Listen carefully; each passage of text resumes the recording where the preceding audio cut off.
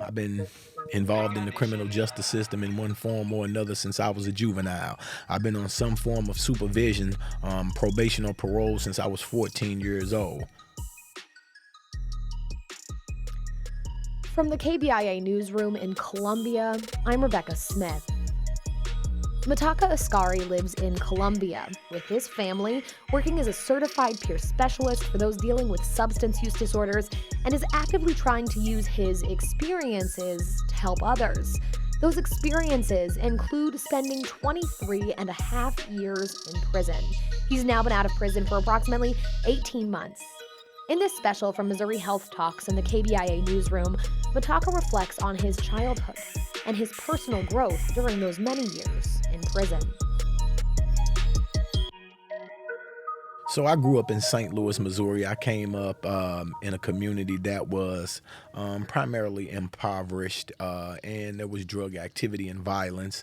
Even though, like it in the 70s and 80s, it wasn't as escalated as it was in the 90s. So growing up, I really didn't understand that I was poor until I got a little older and was able to recognize it.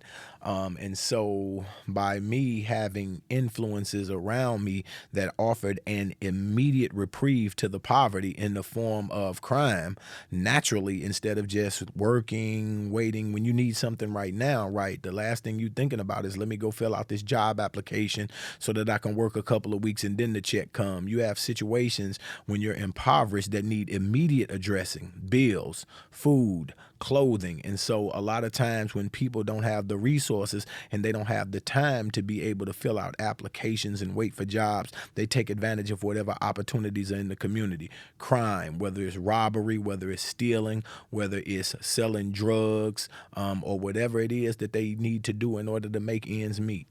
I have never had an opportunity to live outside of those influences. And so in February of 1995, I started a 30-year sentence for the illegal distribution and manufacturing of a controlled substance, selling cocaine.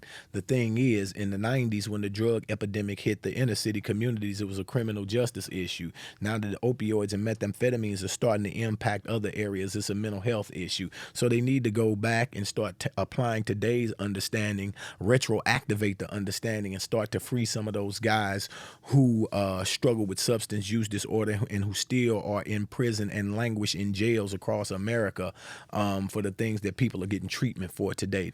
This current episode or manifestation of opioids did not start with heroin in the streets. It started in the medicine cabinets of suburban America.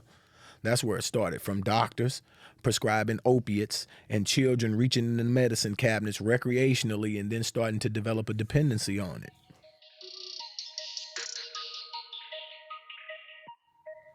I started my prison sentence at the old Jefferson City Correctional Center, Missouri State Penitentiary, the one that's closed down now that they do the tours on. So while I was in prison, I remember vividly the incident that started to shift my course of thinking.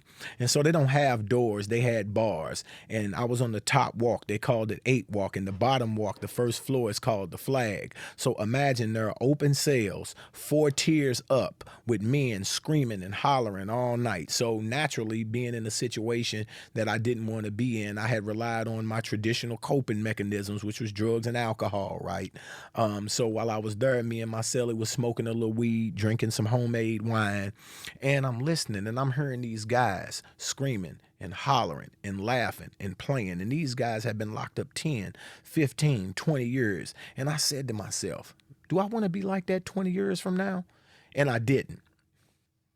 That was my epiphany, right? I didn't say the fullness of the transformation, right, did not take place then, but that started me turning the corner.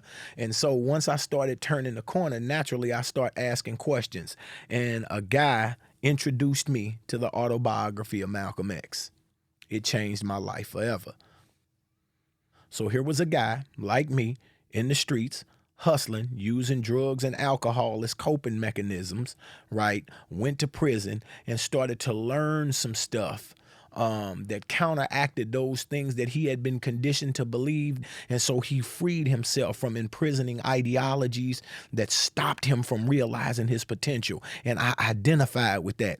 And so I studied that autobiography of Malcolm X. And Malcolm X reversed the way I thought by saying, okay, listen, study this. You've been taught wrong. Like, your people are not savages. They didn't come from a dark continent where they were running around with bones in their noses and spears.